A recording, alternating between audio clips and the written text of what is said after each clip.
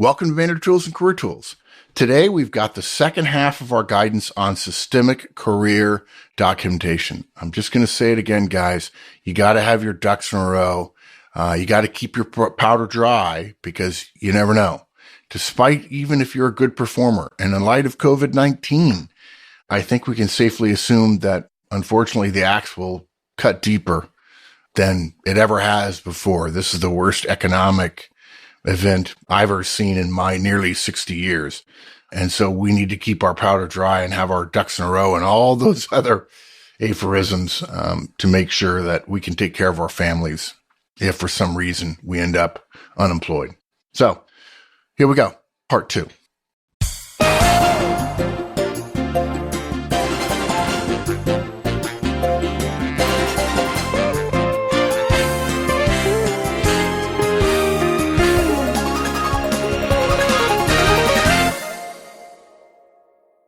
Okay. So then, once you have this document, and initially it's going to take you a little bit of time, then you need to keep it updated. And so, how do we do that? Yeah. Assuming for your present job, you've got the responsibilities paragraph pretty good. And folks, look, your present job from now on. You know, I know most of you are thinking, oh gosh, career management document, I've got to go back into my past, I don't have good stuff. Okay. We're assuming right now that in your current job, you actually know what your responsibilities are. Yeah. I mean, we are assuming that is applied here. But it's a good start anyway, right? Some of you are sitting there thinking, gosh, you know, I got to go back and I got to dredge up all this old stuff. And, you know, if you're Mike and I's age, you got 30 years worth of stuff. And remember something. You don't want to be having the same thought 5 years from now about the previous 5 years. Maybe you can't go back and make your history perfect. You can make it pretty good, and you'll make it good enough to deliver to a one-page resume when you need it. And it's true, right? If you're 30 years into your career, the last 5 years of what you did is more important than the previous 25, right? I don't know that the last 5 more important than the previous 25, although I would say they're sort of looked at more. But the last 5 are always, assuming you have 30 years, are certainly more valuable than the first 10 to 15. They're likely to be more relevant to the position you're in. Absolutely, for, right? So now, okay, many of you, again, are looking back to the past and kind of groaning. But look, we're talking here about looking for accomplishment monthly, but we're making an assumption that you'll make sure you get your responsibilities right now. For every job you have, get your darn job description that the company creates. If you need to know how to write a job description, we actually did so in our How to Give an Annual Review, how to prepare and then deliver an annual review. It was a 4-part series. It was in January of 4 or 5 years ago. And basically what we did was we were helping you prepare an annual review if you didn't have a job description, and it helps to know what the basic job description is. And it says here are 3 or 4 questions to ask yourself that will cause you to develop a good, basic, solid job description. Maybe it's only 5 or 6 or 7 sentences, but that's really all most job descriptions are. So we assume, as we're here talking to you about getting your accomplishments squared away, because those other things are changing, whereas the job you're in isn't changing, so the job description isn't changing that much, that you're going to spend some time getting a solid job description. If you need to create one, go back to that cast and create it. If you have one somewhere in HR, or for that matter on an internal job posting, if they're hiring other people to do your job, you've got it right there. And just cut and paste and put it right into your CMD. Okay? Now, let's talk about accomplishments. If you've ever had to create a resume on short notice, you know it's an incredibly hard document to put together fast, right? We want not only to be able to create a resume on short notice, but to be able to do it at a high quality level, okay? You know, I recently put in one of our newsletters that the amount of work required to fix a broken process or a destroyed relationship is much bigger than the little work required to maintain those things along the way, right? Our guidance here is for you to carry out 2 actions, one of which you only have to do once, and the other will take you 15 minutes a month. 15 minutes a month, right? And these 2 things will allow you to maintain your career documentation systematically and increase the probability that you're going to have a quality resume on short notice, okay? So the first thing here, if you're at work right now, do these 2 things right now. If you're not at work, do them the first thing when you get to work. First thing you do is make a folder in Outlook or Lotus Notes or whatever email client you have, and you call it CMD. Then go into your calendar and make a calendar appointment for 15 minutes, recurring monthly, also called CMD. Okay? Each time you get an email from your boss with a well done, a note from your customer saying thank you, a woohoo from your peer, well done, thanks a lot, appreciate it. Copy those mails into your CMD folder in your email client, as well as whatever filing system you might use. If you want to print them out and put them in a middle folder, right, called CMD, lucky, good for you, right? You may be of the school of thought that the search function in your email client is sufficiently advanced in email now that you can find a single email later, and therefore you don't need the folder. Please create it anyway. Yeah. Well, I have to say, you got to know what email you're searching for to find it. Yeah, exactly. Right? So if it's a woohoo from a peer, well, which peer? Yeah, Rob or Bob or what Jane? Project? Exactly. Please create it anyway. We've done this both ways, and we know this way works, and the other way is very frustrating, right? Having the folder there, visible daily, is going to remind you to drag emails to it. It's going to make that collection more comprehensive. We tell people all the time to schedule one-on-ones when you start scheduling one-on-ones with your directs in the Manager Tools cast 3 weeks out, because everybody's busy this week and next week, but everybody's calendars are essentially empty 3 weeks from now. It's amazing. And then when we ask them, what were you doing 2 weeks ago? Nobody remembers it. It's as if their memory just burns up, right? The idea that you would look back 4 weeks ago and remember what you were doing on February 2nd or something like that, what a joke. It's not going to happen. You need a reminder. It needs to be sitting there, and when you get something, it needs to go into the CMD folder. Right. And again, don't censor yourself. Right, just stick it in there. If you think, just like brainstorming, if you think it's good, if you think it's going to be useful later on as an accomplishment, you put it in there. Yeah, more is better. Censor yourself later. Yeah. Each time your calendar item comes up, you review the emails, you review your notes, decide which ones will make good accomplishments, and either print them out or send them to yourself at home and place them in a folder ready for you at the end of the quarter that you're going to essentially add to updating the document. End of the quarter. So I assume we're going to do something at the end of each quarter then. Yeah, exactly. Each quarter. Yeah, you're so smart. I want to be smart like you, right? So we're going to update our career management document quarterly. At the end of each quarter, please, again, on your calendar, take the printouts, take the emails, take the notes, take the filing cards, whatever they are, and add them to your CMD. And you could do this monthly, but it's likely that a lot of your projects, your activities are not going to complete within a month. And so it's going to be harder to update your CMD with the accomplishments, which obviously by definition are finished, each month. Again, Mike said it, I've said it, don't be tempted to censor yourself by looking at your accomplishments and ranking them and deciding to leave some off of the CMD. This is not a resume.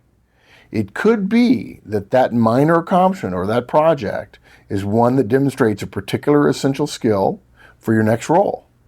Your CMD can be 5, 10, 15 pages. It just doesn't matter. It really doesn't matter. It's raw material. It's first draft stuff. It's only for you. And more is better. More is better. More is better. It's like brainstorming in cash. More is better. Okay, so now we have the career management document. We've filed stuff monthly. We're going to update it quarterly. And now we get to the fun part. The whole purpose of having the CMD in the first place, creating the resume. Yeah. In fact, here's a way to think about your resume and your CMD, your career management document. When your boss asks you, what do you think about X? You probably come up with, what should the plan be? You come up with a couple of alternatives, and then you pick one and you execute the one, right? You brainstorm a little bit. You try to think creatively within the time limits you've gotten, and then you move forward. Right? You have an internal dialogue about what's going on, and then you state something externally. I think we should do X or Y or Z. That's the connection between the CMD and the resume. The CMD is your internal career management document, and the resume is your external career management document. And if you don't have an internal one, your external one is going to suffer. Or put differently, if you only have an external one from 2 years ago and you consider that to be your career history, it's a really weak history. And if it's 2 years old and you have to create a new one quickly, I would argue that it's like putting matches on top of one another, and the tower gets too tall and too too unstable because your previous resume got you this job, so it was good for this job. But who's to say that it's good, that what you have on it for your previous history is good for the next job? And you're gonna have to come up quickly with stuff that you did over the last 2 years. You're gonna have to find responsibilities. You're gonna probably do it at home over the weekend. You're not gonna have access to HR's files about job descriptions and responsibilities paragraphs and so on. It's really, and it's frustrating because all too often when Wendy or I or you get calls about resumes, it's because people are panicking. Yeah. Right? And the first thing you say is, don't panic, right? It's like that line in The American President where the press is surrounding the White House and the press secretary says, I think the first thing we should do is appear not to panic. And the president says, gee, that's funny. I think the first thing we should do is not panic. And people panic. They're like, oh my gosh, I got this great interview and I don't have a resume. And you look at them and go, and what part of that is not your responsibility? Yeah. So Don't you listen to our cast? yeah, you What's do. wrong with you? Right. We want to help. It's free. So every time you need your resume from now on, you're going to be able to go back to your CMD and create a resume that's high quality and fast. And that's the key with resumes, high quality and fast. You look at the job description, what you know of the company, the industry, and the environment for the job you're interviewing for, and you pare down each of those responsibility paragraphs, and you pare down your bullet list of accomplishments until you have a one-page resume. And it really becomes a qualitative decision-making process. Is it bullet A or bullet B? And the great thing about this is if you have a lot, when you look at the job description of the job they're hiring you for, you can say, which ones of these best show me for that one? Right. And you narrow the number of things you have to prepare interviewing answers, behavioral interviewing answers for. Right. It really, If you start off with a 10-page CMD and you get to a one-page resume, you have a dense resume. Good word, dense. Completely dense. It's Yeah. responsibilities that apply to this job and accomplishments Yep. that would be useful or interesting to the recruiter or the manager with whom you're Yep. interviewing. Yeah. So now, folks, you're probably going, this is I got a little tickle in the back of my head. I think they're saying something I don't want to hear, and you're right. We're going to clarify it now. We are suggesting you create a new resume for each application you make for each job you go after. Different resume, okay? Some of you may be thinking, what are they talking about? I've only got one resume. And that's one of the inherent problems, what I was just alluding to, regarding resumes. Instead of using the same one for every application, you need to be tailoring your resume to the applications you make for the jobs you apply for. Because your CMD has everything you ever did on it, it's easy to use that as a basis for your resume and to take out everything that isn't relevant. It's much easier to do this than start from a basic resume and add more relevant things, not only because you have to remember what they are, because you're now having to write parts of your resume under a deadline. And that whole speed thing just totally decimates the quality thing. You end up with sloppy work, right? I want to take a little bit of an aside here, and I want to make a case for the market in general, okay? No matter whether you're listening to this in 2010 or 2012 or 2013, there's going to come a time, if you're in a down market, you want to do this work now, because when the market is hot, speed is an advantage, okay? When the market is hot, you have to do it, because if you don't do it then, you're losing ground on when, because the market is hot, you're probably achieving the most you're achieving. People tend to high-level accomplishments when the market is doing really well. That means the economy is expanding. That means there's more responsibilities. That means you're getting stretched in many different ways. And it doesn't matter whether the market is good or bad, you need to do this now. For those of you who are listening in 2010, which is probably when this will be released, the market is going to start improving. If you do this now, it will make it so much easier to not be panicky. Think about it. Work starts to pick up. You've gotten used to, whether you like it or not, and everyone tells me it's not true, but after 30 years, I've finally gotten a sense of, I may begin to know something. And when the market starts to get hot for hiring people, that means people are busier at work, and they have established a new cadence at work in the slower times that is slower than their cadence when it's fast. You've slowed down a little bit, and now things are heating up. You're being given more work to do, and now you have an unsolicited opportunity in front of you right when you're delivering on a very important project. Most of us do a poor job on the resume, in part because the operational tempo is working against us. Now, we want you to have a strong, high, fast operational tempo at work, but it works against you. You need to have the raw material already in place. And so I encourage you, whether the market's fast or slow, please, you need to do this now. Build the baseline so that all you're doing is maintaining, so that moving forward, you can move quickly and produce high quality.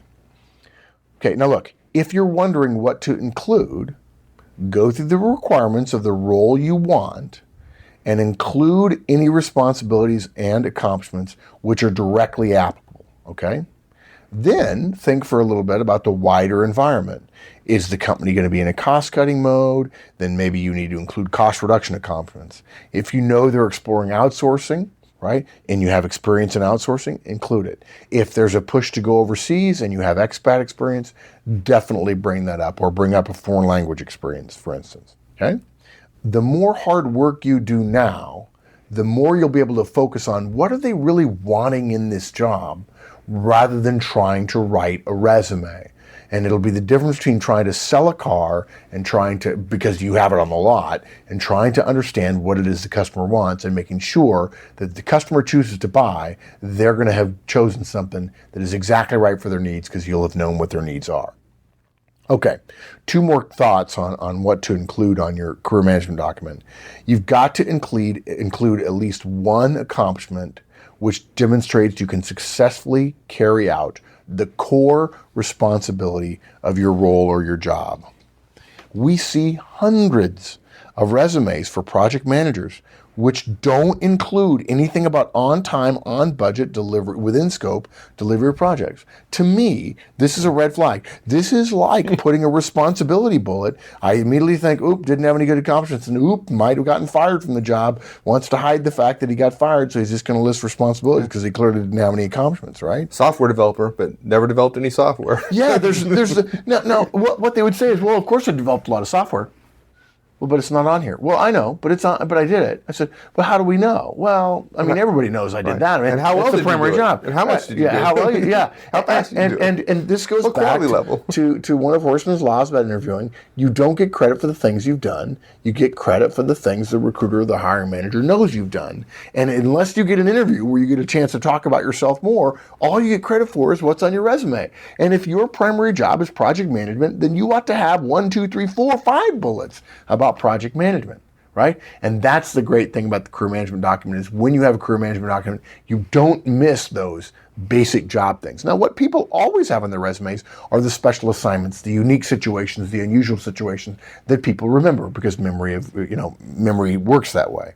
But the day-to-day grind of delivering projects and meeting things on time and on budget, that doesn't tend to come up. Well, yeah, and of course this software developer has developed lots of software, but if you wanted to talk about that, and you need to, then why not pick the piece of software or the several pieces of software that demonstrated your Exactly. abilities in the best light? Exactly. Right? Yeah. Fast, higher quality, 6-month project, 0 bugs found in system test, or so those kind of things. And look, to be fair to those of you who are like, gosh, this is harder than I thought, we see resumes from CEOs who forget to include that they increased shareholder value, or that they were profitable, or they increased profit margins, or they grew the company by XYZ in line with the board's expectations. Look, the first bullet in your accomplishment list, in your list of bullets, needs to be the most important. And generally, it's this one which demonstrates your ability to do what you're paid to do. Make sure that first bullet is the strongest, and hopefully it's also primarily related to your major responsibility in your job.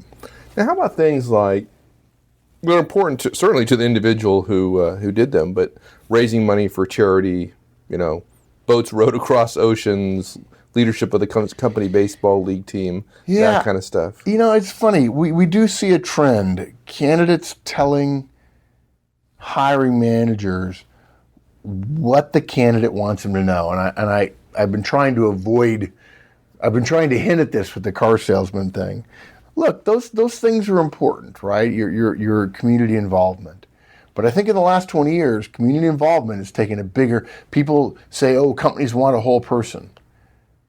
Yeah, they do, right? They do. Yeah. So primarily, if I'm hiring a software developer, I want someone who develops If you're software. a millennial and you're listening and you're saying, the companies tell me they want the whole person, and I'm telling you, yes, they do. And what companies really want is the whole person who can do their job better than anybody else on the planet. Now look, if they have two people to hire, two people who can do the job so bang up it's awesome, and one's a whole person, they're going to hire the whole person. If the choice is between somebody who can do the job really, really well, who doesn't really have indications of being a whole person, and somebody who's totally a whole person in all ways, shapes, and forms, and totally a great member of the community, totally a great volunteer, and so on, and maybe only so-so on the job, sorry. Sorry. Stay in the community because the company won't hire you. It is important. We know it's important to you, but they're really rarely relevant to the role that you're being interviewed for. Hiring managers are not looking for just well-rounded people with outside interests. They're looking for people who achieve things in an efficient and an effective way. And oh, by the way, if you do that and it comes down to a tiebreaker, maybe the person who has been well-rounded with outside interest gets an extra look. Yeah, it's really all going back to that kind of used car salesman analogy. You got to think about the resume from the point of view of what the hiring manager wants to know, right? Yeah. Rather than telling him what you want him to know, tell him what he needs to know. It will increase its effectiveness dramatically. Yeah, there's a thing one of the things I learned when I was selling at Procter & Gamble was a phrase, features tell, benefits sell.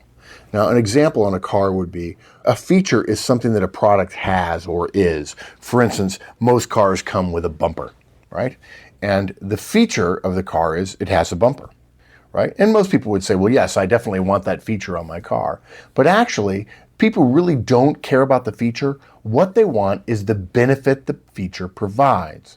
If it saves them in an accident, if it reduces injuries in an accident or reduces damage to the vehicle and repair costs of the vehicle because it has some shock absorption built into it, that's a benefit to the buyer. You don't sell products based on the features.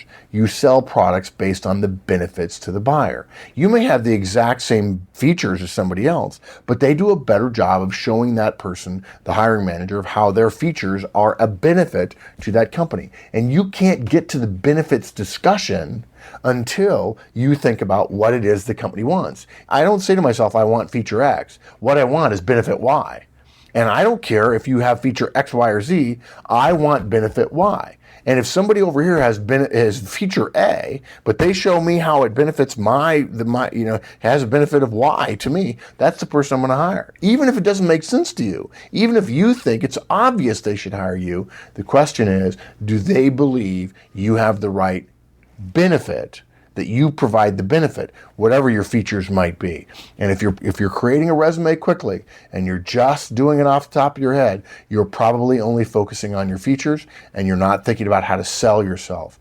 There's also another saying, if you want to sell, ask, don't tell. Meaning, you have to find out what the customer wants before you can give them what they want. You don't just tell them what you have, you find out what they want, and then you only tell them those parts of you that benefit them, okay? So, I think that's it, right? Yeah. Yeah, okay, good. So look, quick roundup. You've got to create your career management document, your CMD. Look for those accomplishments monthly. Get them scheduled, okay? Repetitive, recurring calendar, Control G to make something recurring. Update your CMD quarterly. Again, Control G there in Outlook. And then you create your resume from your career management document when you need it. You've already brainstormed and now you're deciding and you've got a really high quality, very fast one-page resume. Look, if you have an effective resume, it's not just, folks, about words on the page. It's about having a systematic approach to capture all the stuff that allows you to put those words on the page. You've got to capture that stuff, you got to store it, and you got to be able to use it effectively and efficiently when it's required. Like so many things, this activity, the creation of the CMD and the maintenance of the CMD, responds very well to the little and often approach as opposed to the big and rare approach, right? If you follow the guidance in this cast, you'll be able to leverage a little bit of work into an effective representation of your career when you need it. And that'll lead to a better career for you. And anything you can do to get more of your skills used by more of the world makes the world a better place, and that's a good thing. Yeah. And before we go, though, we should mention we try not to push paid products on the podcast, but given the topic here, I feel like we should mention to folks, we do have a paid product the interviewing series on the website. That is, if you like this stuff, there's a lot more in that takes it all the way. It's all about from the tailoring of yourself to an interviewer. And come to think of it, and we also have the resume review service, right? Where for $100 you get a chance to have your resume reviewed, and you get 7 or 8 or 9 or 10 pages of detailed guidance about here's your resume, here's what we think it should be, and here's how you need to change it to make it a highly professional, effective resume. Yeah. And I think we do have a pretty good track record of staying away from pitching our stuff. Because this stuff is free. We want our podcast to be free no matter where you are in the world. We know some of you can't afford management development guidance on your own, and so that's why we do this. And yet, for those of you who can't afford it, we only put together products that are high value and as low a cost as we can make it, in keeping with what Manager Tools and Career Tools are all about, which is helping people be professionals. So www.managertools.com if you're interested. All right, great. That's it. That's about as much marketing as we do. Yeah, at once. We're never going to do it for 6 more months. Not another word. There you go. Thanks, all right, partner. folks. See ya. Thanks, everyone. We'll see you all next week. And so long.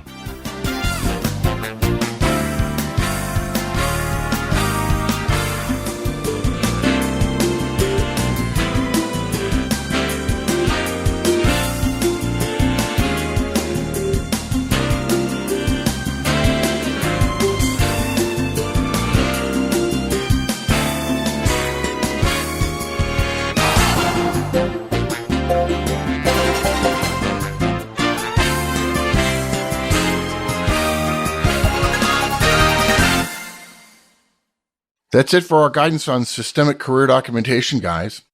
Come back tomorrow because we're going to talk about handling exit interviews. See you then.